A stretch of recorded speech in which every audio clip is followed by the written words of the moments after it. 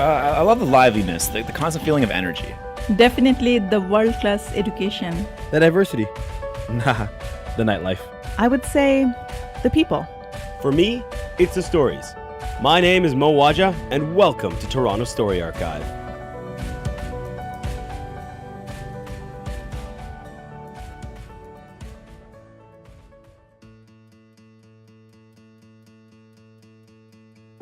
Hello, and welcome to this week's episode of Toronto Story Archive. A couple years back, a buddy and I rented out an apartment at King and Close Avenue. We had just moved out of our old and much smaller apartment near Church and Wellesley, and aside from the new and very lengthy commute to work, we were pretty happy. The two-bedroomer was much larger than our old apartment. Better yet, it had a real-life balcony, something I hadn't experienced since my bachelor pad days at Yonge and Egg. So one of the nights, another friend comes over and we all decide to go and check out some of the local watering holes. We step outside and immediately I'm struck by the stark contrast between the village and my new neighborhood. See, the village was always bright. No matter what time of the day, no matter what day of the week, no matter what season, there were always people about. You could usually hear music from a bar like Statler's, for example. P.S. Open mic night on Thursdays. Would highly recommend. And you could almost always hear laughter coming from one of the many restaurants along the way. In Parkdale, the streets were loud, but it was loud of a different kind. The people were more intense. Alternatively, depending on the night of the week, they could be all but empty. The shops, bars, and buildings weren't as manicured as those around Church and Wellesley or around my old Yonge and Eglinton neighborhood. I glanced at my buddy, confused, and he shrugged, laughed, and said, "This is Parkdale, man. Didn't you know where you were living?" I won't lie, in that first month I was surprised, disappointed, and a little frustrated. But eventually that changed. I grew to enjoy the niche restaurants in the darker streets. More than that, I grew to enjoy the people. I found that no matter where I lived in Toronto, there is always a new scene to experience, a new adventure to be had. I mean, where in the core could you stumble across a garage sale randomly in the afternoon and buy a table out from under the goods because you needed pong for a party that night? At the end of the day, every place has a culture to experience, and it's up to us to overcome our preconceptions and, frankly, enjoy the hell out of life. And enjoying life is something that this week's guest has mastered to perfection. This week, I have the pleasure of chatting with Xandra Grayson. Xandra is a filmmaker, an event tech, and is currently going to school for creative advertising. Coming at us from Toronto's Bloor West, welcome Xandra. Hey there. Thanks for having me. Xandra, I have to start off with asking you the first major question we ask every person who features on Toronto Story Archive, and that is, what is one thing you love about Toronto? I think that's easy. It's the diversity of people that you can meet here. It's, I would say a lot like New York, where you could walk down the street and just bump into anyone. For example, I was just sitting in Union Station and some guy was starting to talk to me, like a middle-aged, sort of portly Middle Eastern guy. And he was like, everyone's so unfriendly here. And I was like, what are you talking about? Everybody's really friendly in Toronto. Where have you been hanging out? And he's like, oh, on the financial district. I'm like, well, that's fair. They aren't really known for being super friendly in the financial district. Maybe you want to go to Kensington Market or, anywhere else, basically, in Toronto. But what's your deal, buddy? And he said, I've flown here from the Middle East. So I can't remember which country exactly, but I think Turkey. And he said he spoke 12 languages and proceeded to just show me about, that he could. And he was here for a chess championship and was placed in one of the top 3 spots in the chess championships and was like one of the most fascinating people I've talked to in the past couple years. And I just met him sitting randomly in Union Station. So I don't know, that I think that the people, really, the diversity of people. See, that's interesting, right? Because you see tons of people, and I am guilty of this as well, who come to a city like Toronto. You show up, you're kind of bright-eyed, bushy-tailed, have that just out of town innocence about you, and then immediately you're inundated with people just asking you things or asking you for things. And I find that over time, at least I've been told, I've crafted what I've coined my TTC look, which is the look that means don't talk to me, I don't want to talk to you, don't ask me for things. I am on my way to a destination, you know? Well, we're all busy. We've all, got our responsibilities, and just like the people in the financial district, can be overwrought. And I think it just depends on how much time you have to give to people who are out there. And, so I'm probably the most extroverted person, as you know, out there. But even I don't want to talk to my neighbors sometimes because I've just been drained and it's been enough. So I respect that, especially when you're surrounded by so many people as you are in Toronto, especially if you're on the TTC. I mean, being in Canada compared to, say, Tokyo, we are spoiled. We are spoiled compared to other places in the world, but it's still a lot to deal with. It's still a lot of humanity, a lot of people taking up a lot of your psychic and emotional space, and you really have to shut it out with music or the TTC look, as you say. But when you do have a little bit more space and time and ability to just look up from guarding your personal area, you can, on a good day, meet the most amazing people. And that's what I love most about Toronto. So do you feel like most of us, well, I mean, some of us anyway, are missing out by having that, I guess, that TTC look or having our headphones in? I mean, I can't tell you the number of people who they'll talk to you about this, and they'll just say like, headphones in, buddy, headphones in all the time. And I'm like, man, you're using your iPhone though. It's like, yeah, I don't even have music on. It's just headphones in, you know? Like, do you feel like we're Well, missing out by doing that? I mean, those headphones are dang comfortable. So, I mean, I just leave them in there. I forget they're in there half the time. But um, for me, I do it because I just don't have the energy for it today and or right now. But man, when I have the energy, it's nice to see that it's reflected in the people around me. And they're so, like, even just today I was out in Raba or whatever buying some groceries and waiting to get the shawarma and um some people were ordering, and I just started, because I'm an extreme extrovert and I'll just talk to anybody around me, and I just was like, hey, wow, we're eating lunch real late, it's like 3:45, it's almost dinner time, what the heck is with our lives? And the guy behind me is like, I know, this is crazy.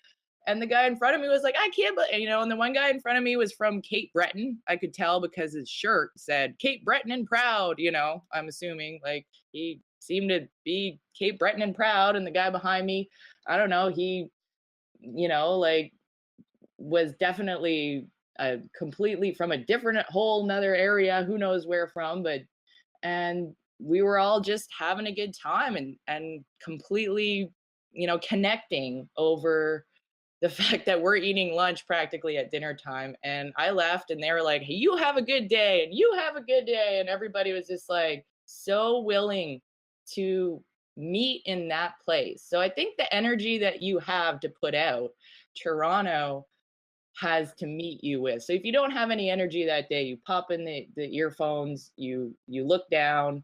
But if you do have energy, I find that just saying a simple hi, hello there, how you doing? I mean, I'm you know, a middle-aged white female, so it's different when you're in I'm not too bad looking either. So, we all have our different places in our relation to people out there, but I'm so friendly, I'll talk to anybody. This guy, he said he was from Somalia. He was lost on the TTC, and he came up to me. He's like, "Help me, help me, help me, help me!" And he was pretty upset. And I didn't say, get away from me. I said, what's up, man? And he was just lost. And so I, stepped back. I had the time, and I said, where are you going? And he was just like, thank you so much. I made an instant friend there. So, when you have the time, you have the ability to just like connect with another human being. Toronto is, it'll meet you there, which is, I think I love that more than anything. I mean, I lived in Vancouver for 5 years. I lived in Montreal for 5 years. And I feel like Vancouver has like mountains. Montreal has, well, crazy Cirque du Soleil arts scene. Oh my goodness. And Toronto, I think where their power and diversity and goodness lies is in the people and the what they have to give to every situation, whether it's arts, whether it's business. That's where I think the real I can't remember the word right now, but that's where the real value. ROI is in in financial Toronto, district terms. It's in the people, I think. Absolutely. So I have a bit of a weird question, well, weirdish question to ask you following up to that, because it's something that was mentioned by another guest on Toronto Story Archive. And he was talking about how he had, for like over a year, lived in a variety of countries, and he came back to Toronto. And one of the things that he noticed almost right away was he was like, I feel like it all comes down to the weather. You come to Toronto in the summer, and it's beautiful. Everyone's happy. Everyone's having a good time. There are all these events. There are all these things to do. But you come to Toronto in the winter, and it's a completely different scene. Nobody wants to go out. Nobody has time. Nobody's interested. Everybody just wants to go from where they are to where they're going to be in a few minutes or in an hour, and that's about it. And I mention it because it was pretty sweet outside today. Like it was a nice, like even keel, like 13 to 15 degrees. It was pretty sweet outside. So I guess I'm interested in your perspective. How much do you think of that energy comes down to the weather? Well, my perspective being having lived in Montreal and Vancouver for a good amount of time, is that Montreal, it doesn't matter what the weather is, everybody's going to party. And I respect them for that. I respect the fact that they can go out and have an outdoor event with families and DJs and ice skating and light shows. And oh my goodness, the whole thing when it's minus 24 without the wind chill. I respect that. That Wow. is hard. That is hardcore. And so, and Vancouver is probably the opposite. The minute it gets like down to 5 degrees, everybody loses their minds. They are very sensitive, let's just say. So we've got these two extreme, hardcore and really, really sensitive to weather. And I think Toronto is somewhere in between, and that's totally fair. It's because Toronto, the minute, it all depends, because I mean, minus 24 in Montreal, you gotta keep the spirits high somehow. So they have a serious attitude of just like, we're just gonna go out no matter what. And Toronto it's not so cold here, so we can kind of complain a bit more and be a little softer and just stay inside. But the minute it gets a little bit warm, we are out on that patio. If it is like plus 4 degrees, we're like, oh man, this is amazing. So, it's just all in perspective, really, because, compared to how cold it can be right now, I think our perspective is like, better get that moment on the terrace. We better get that moment out with friends along the lake shore, running outside, because in Vancouver, it is rainy. In the winter, I'm talking about winter here. Like, it is rainy, it is Mhm. dark. It can really drag you down. I get it.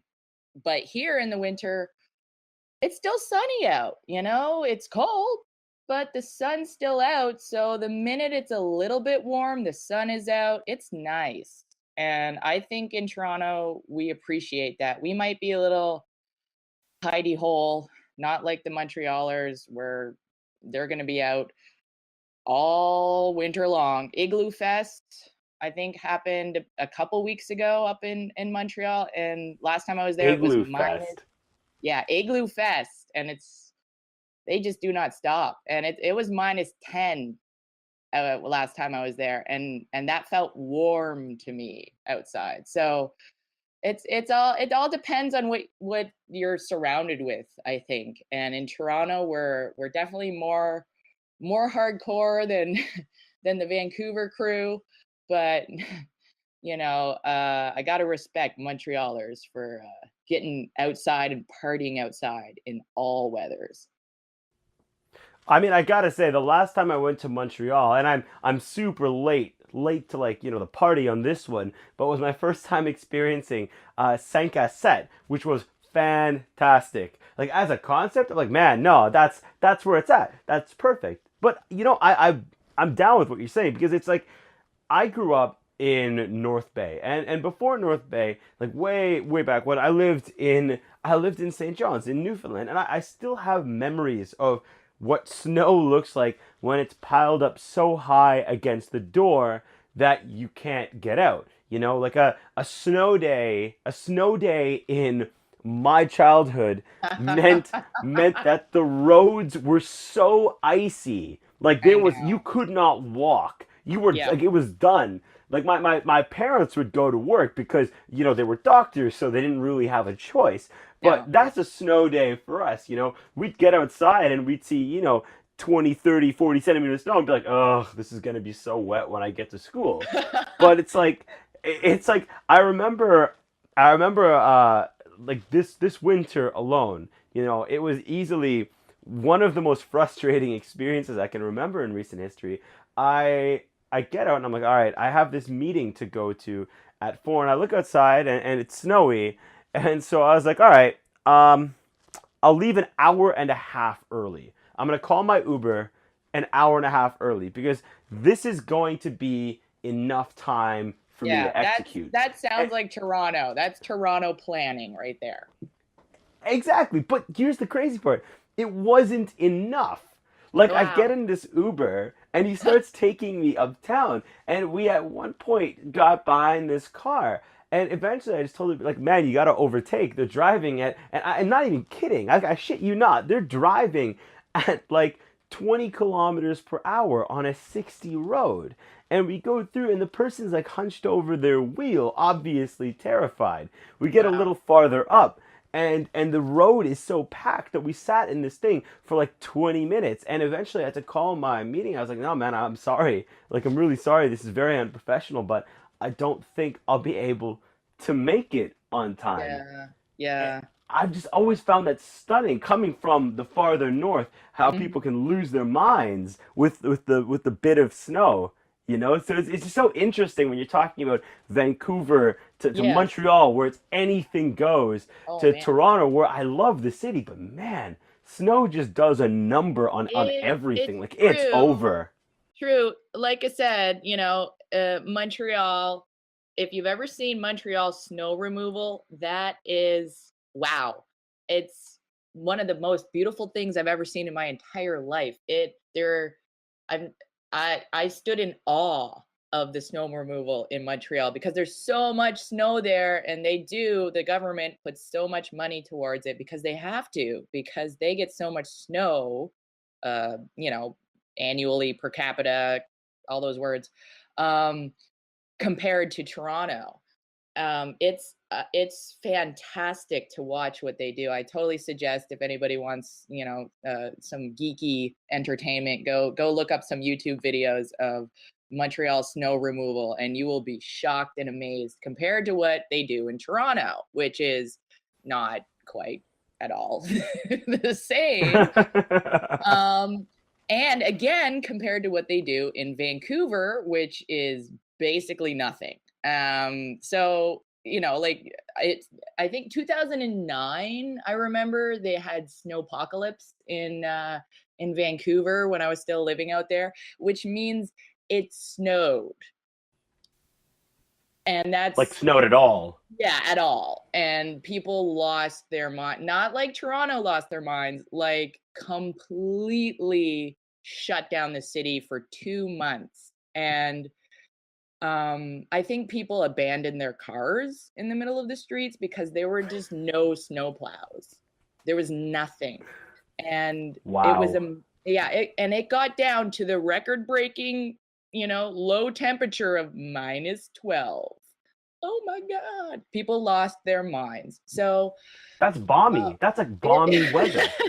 I know. So it's like Toronto's kind of somewhere in between these two extremes of large cities that I've lived in personally. I cannot speak for all of the other beautiful large cities that we have in Canada because I haven't lived in them. But for me, it's really interesting to have lived in these extremely different cities where Vancouver just has no snow plows, or maybe they have 3 snow plows to take care of this situation. So, you know, it basically shut down the city for 2 months altogether. You know, like not utterly shut down, but it snowed, and it didn't keep snowing. It just, people didn't even have shovels. They didn't have those things that you use to brush off the windshield. I saw someone trying to dig their car out with a dustpan because With a dustpan. yeah, Wow. because Okay.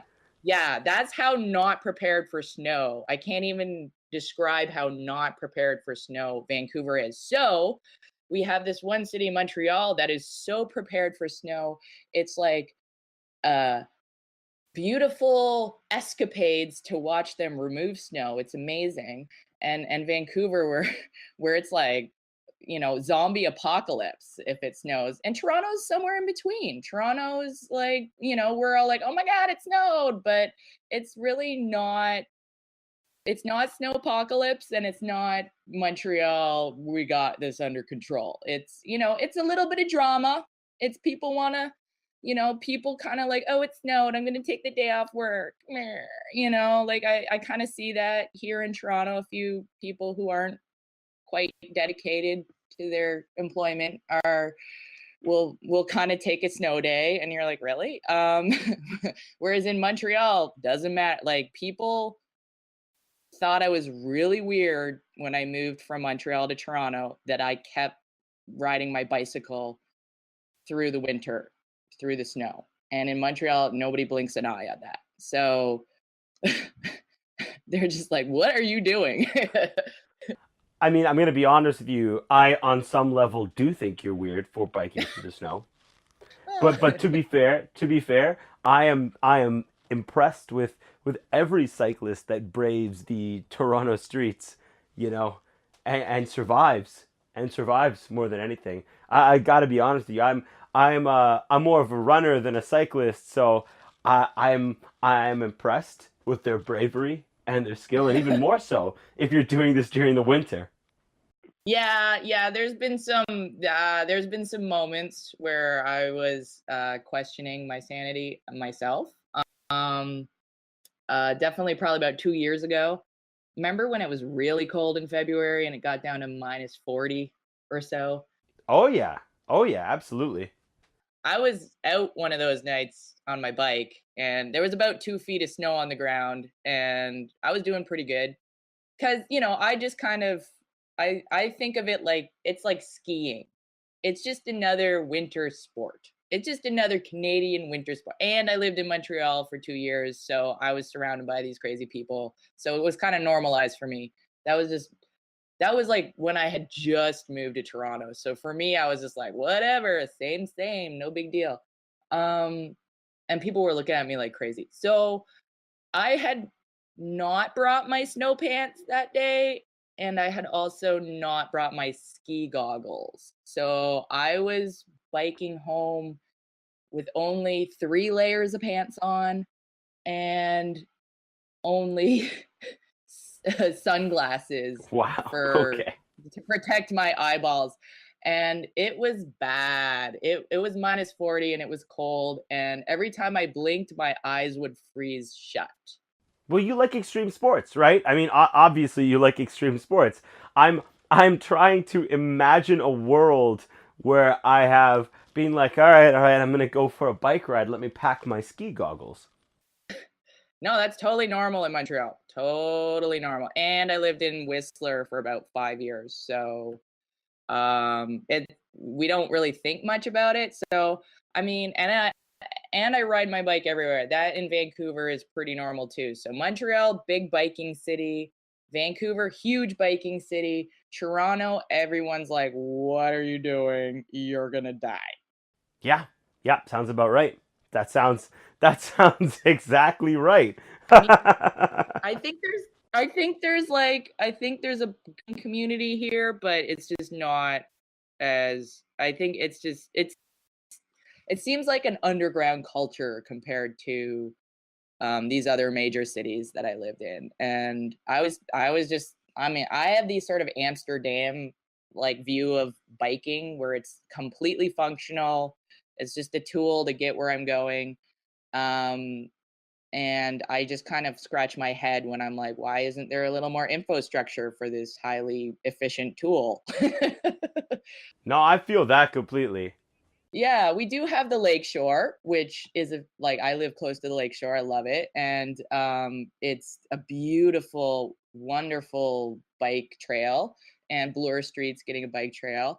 And I don't know, like in the summer, biking, like I do it all the time. In the winter, I've definitely toned it down a whole lot. Like I've definitely like succumbed to the Torontonian winter ways. I do not get on my bike to do the hardcore Montreal biking anymore because I've been living in Toronto for the last 4 years or so. So, I've softened up and maybe that's not such a bad thing. I mean, it's almost definitely helped you live longer. I definitely truly believe the Torontonian ways have helped you live a little longer from the stories you're telling me. Yeah. But I mean, from what you're saying, I mean, so I'm a runner. I'm not a cyclist. I'm a diehard runner. Fell off the wagon a bit a couple years ago, but I'm back on it strong now. And while we've experienced a very balmy winter, I gotta say, looking back, I feel like part of it is always almost like areas of Toronto have their own climate as well. So when I was living up at Young and Egg, I knew about how far I could run north even in the winter and still be fine before I started wiping out on the snow. In my current area around East York, in the East York region around like Donlan Station, if I get a heavy snowfall, I'm heading to the indoor track at Monarch Park. But like when I was downtown, like the downtown core in the Church and Wellesley area, I mean, I was pretty much good. I found that the snow didn't really affect me as much. Not like when I was living out by King and Close near the Parkdale region. Yeah, I can see that. Like, and I respect you for continuing to run throughout this winter, even though it's been super balmy. Like, if it's icy or whatever, I'm like, I'm good. I'll be inside. But yeah, I don't know. I think downtown it's just going to be less snowy. I think just because of the natural sort of like more building, more people, more heat situation. Um, because the outer suburbs are gonna get like I mean, just this recent snowfall, I think they got like 2 feet. And in my area, downtown Toronto area, they didn't get, they got maybe a couple centimeters compared to that, which is a For sure. vast difference. So your area, is that where you, so since you moved to Toronto from like, your Vancouver, Montreal adventures, where have you been? Like, have you lived in one place? Because I know I've been jumping around since I moved here. Oh, I was sort of lucky enough to come into the typical Toronto welcome area for immigrants and new people in Toronto, which is Parkdale. It's a very interesting neighborhood. I was living on Jameson and King in some of the high rises there. And it was just, for me, it was a good price, a good location, kind of close to the school that I was going to, close to transit, and close to the lakeshore.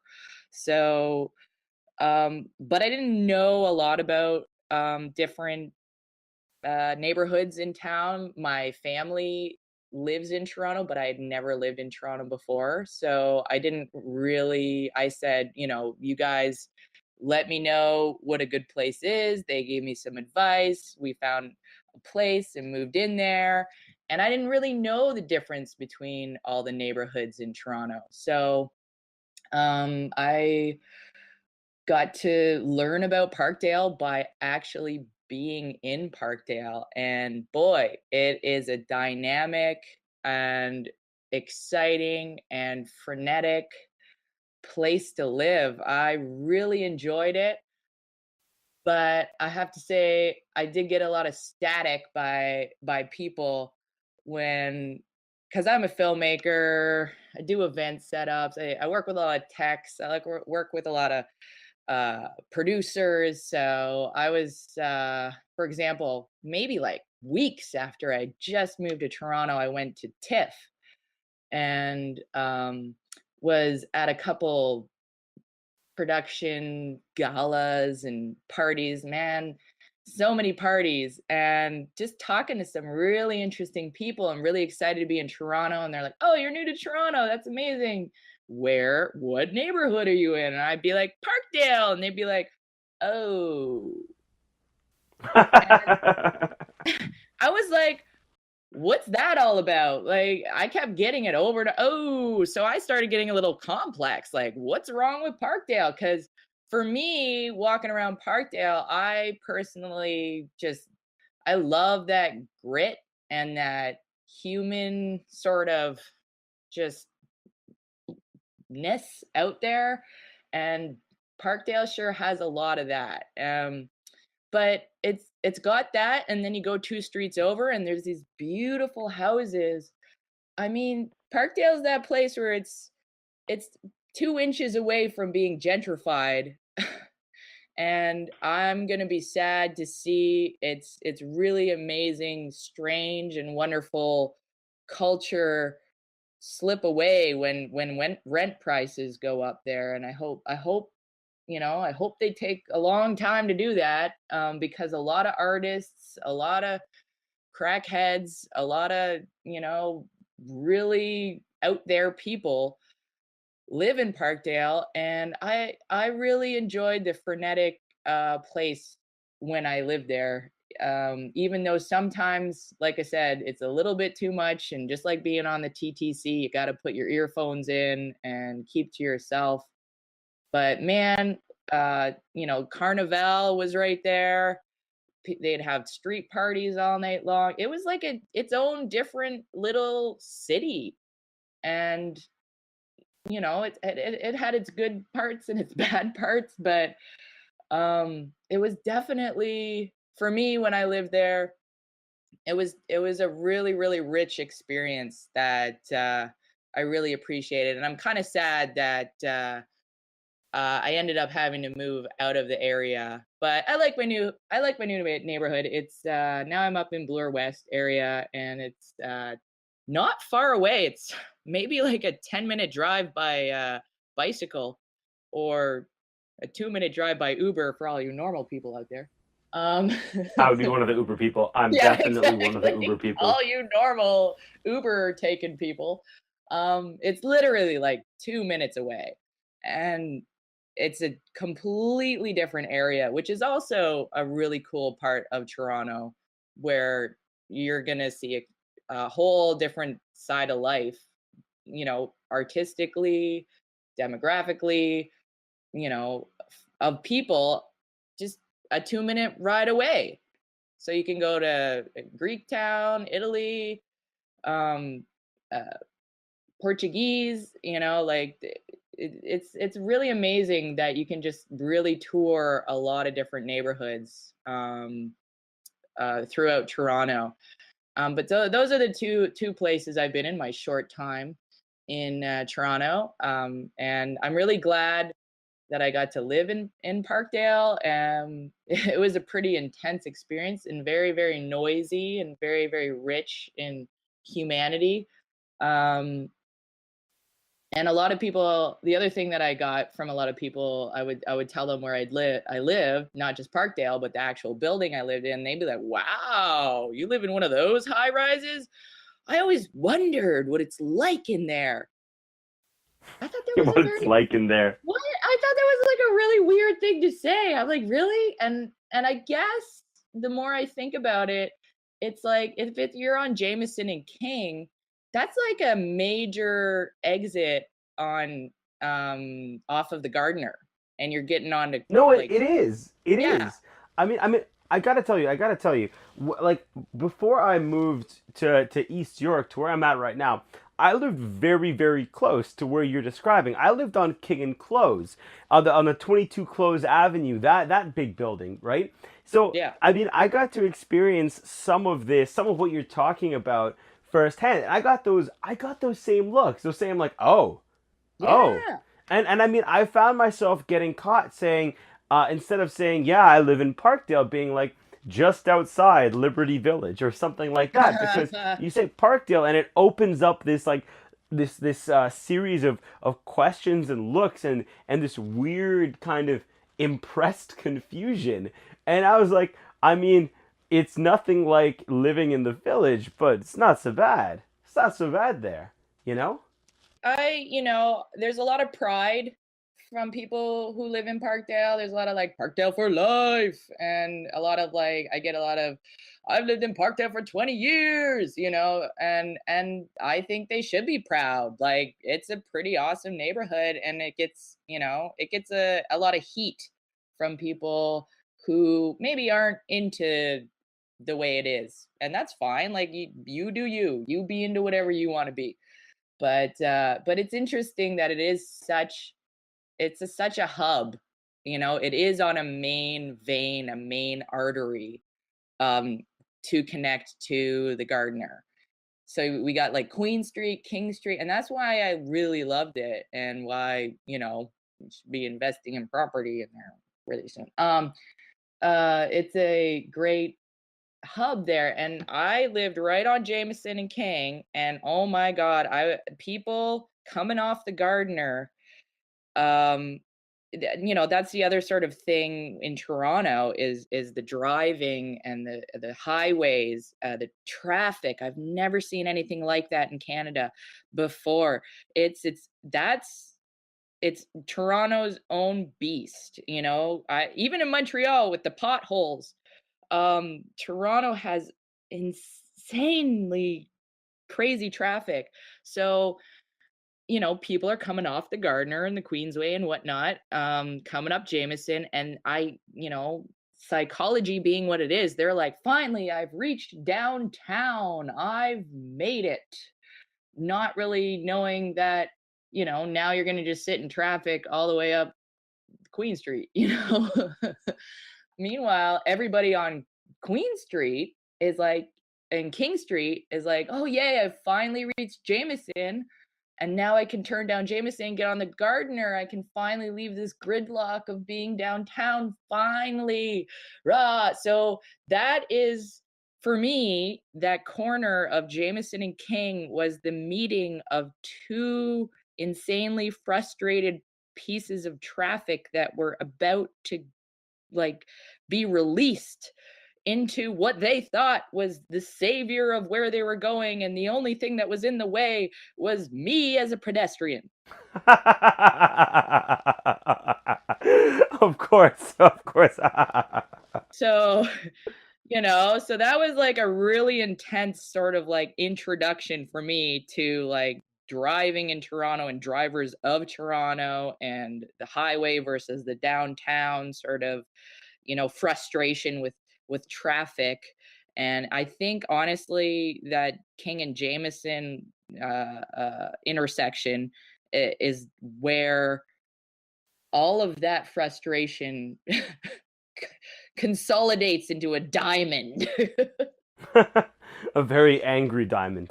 Yeah, so it's a very interesting place. I mean, Parkdale, on all these levels that we could probably talk about for a long time, culture, traffic, art, and all sorts of like dive bars, DJs, the Cadillac Lounge. Oh my God, I remember when we were just up the street from where I lived, we went out to go sing some karaoke, and there was a full bar of Hell's Angels in there.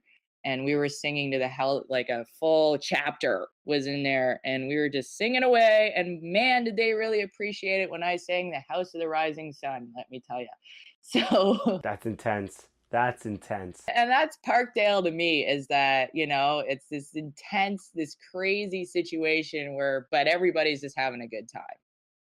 That's amazing. I mean, it's a part of Toronto that I don't think many people obviously being the people there, but many of us from the east end of Toronto or the downtown core, right? Like I have friends to date who have lived here as long as I have, and I've been here nearly 10 years or so now, right? And they've lived here nearly as long as I have, and they've stayed within the downtown core. They have that one region of space, you don't really go past like Bathurst on one side and Woodbine on the other. You don't go farther north than maybe Downsview on the left. You know what I mean?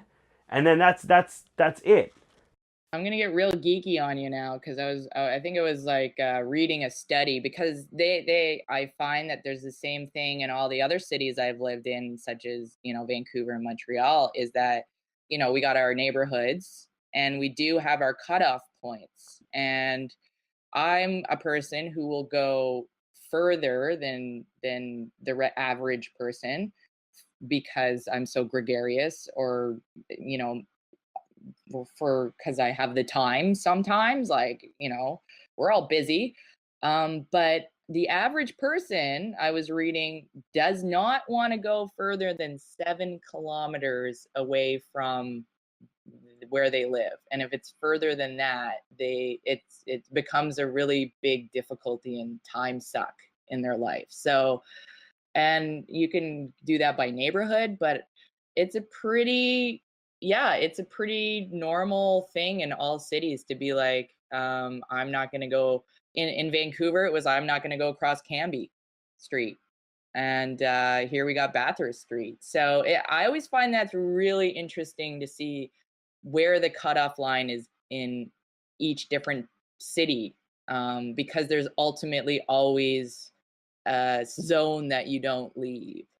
See, I just find that so limiting, though. I mean, for me, I'll tell you frankly, I miss my apartment sometimes at Yonge and Egg, because I mean, that apartment, that's just, that area was amazing. Everything I could possibly want was within walking distance.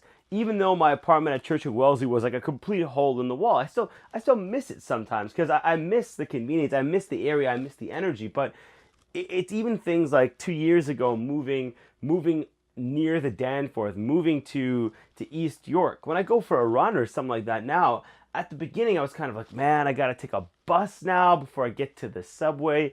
But almost being forced to live in different parts of Toronto by circumstance or otherwise, I'm grateful for it, because it's given me a chance to experience just a ton of life and a ton of culture around the various areas that exists, and the various cultures and mini climates and micro cities that exist within Toronto. Yeah, that's true. It's like it is actually micro cities, especially for example, like I have some good friends who live out on the Danforth, and I will go out and have a beer with them and get on the streetcar, and it'll be like an hour and 15 minutes to go over to that side. So it's a bit it's a commute. It's especially on the streetcar, like if I had a car, it would be a different story, most likely. But you get on the streetcar, you're going out for a few drinks, you want to be safe, you don't want to drive. And but it's basically like going to a whole nother city. Absolutely. And it's just, yeah, the study, 7 kilometers, 70 kilometers is such a short region, such a short radius to, I guess, limit yourself in. But at this stage of the game, I do have one more question to ask you before we close out. And because you have described so many regions within our fair city of Toronto, I don't know. This might be a tough one. So feel free to, I mean, choose one, choose two. But if you could choose or recommend one or two places to be or things to do in Toronto, what would those be? I think just because of who I am and what I appreciate, I really love dancing to some good funky house music. And I've recently, like for my birthday, it was my birthday recently. Happy birthday. Thank you. I went out to the Den, which has a lot of good 90s house music playing in there, and it's fantastic. And I really, really enjoy um, the house scene here. I was a big proponent of the dancing scene in Vancouver, not so much in Montreal. I was working a lot in Montreal, so I didn't get to go out as much there, but they did have a fantastic scene in Montreal too. But I was deep into it in Vancouver. I worked as a go-go dancer for a while. I, of course, was an event tech and filmmaker, so I would film a lot of these DJ events and dancing events. So I was involved. And the scene out in Vancouver compared to the scene in Toronto of just like enjoying techno music, house music, dance music. It took me a little while to sort of feel the place out here in Toronto. And I feel like I've finally sort of got my footing here because it is one of my favorite things to do, to go out and appreciate some music and be around a bunch of people who also appreciate the music. And I find the house music scene here is fantastic. It's a lot of people who are around the same age as I am. I just turned 37, to give people perspective. So not young. um, like we're mature, let's say. We know our music, we know what we like, and it's not about getting trashed, it's about the music. And I love that. I love that that is in Toronto, and you can go to certain places and be surrounded by people who are also on the same vibe as you, are really appreciating it, and they can dance. Like people will just be kind of standing there and then they will bust out, and I'm like, whoa, I can dance, but wow, you just taught me a few moves there, buddy. Like so I think, It's a real scene. yeah, it's I'm just starting to like touch the tip of the iceberg right now, and I have to say I'm really impressed. The music is fantastic and I cannot wait to learn more. So yeah, I would say like Sunday afternoon social, Box of Kittens, the Den. There's a lot of events going on. So many events that I don't have time. I wish I had more time, maybe in the summer, since I'm in school right now. to explore a little more. But to me, that's so exciting, and everybody is really, really welcoming and really, really nice in this scene. So, and I've been in a bunch of scenes, and when I find such a really just a welcoming, and they're excited to be there, they're excited to sort of share their community, and that's nice. That's, to me, that's really, really a wonderful part of Toronto, that if you're into it, it's here. 100%. Thank you so much, Xandra, for joining us on Toronto Story Archive. Okay, thanks for having me. And there you have it, Xandra Grayson, filmmaker, event tech, and now in school for creative advertising. So that's a wrap for this week's episode of Toronto Story Archive. Each episode, we bring on a guest from Toronto to tell us a story, any story, about their life in the city. Our commitment is to not sell, pitch, or bore you. Our goal is to amuse, excite, and at the end of the day, entertain you with stories told by the many voices Toronto has to offer. As always, if you have a story to share, shoot me an email to submissions@torontostoryarchive.com. My name is Waja, and thank you. Thank you for tuning in to Toronto Story Archive.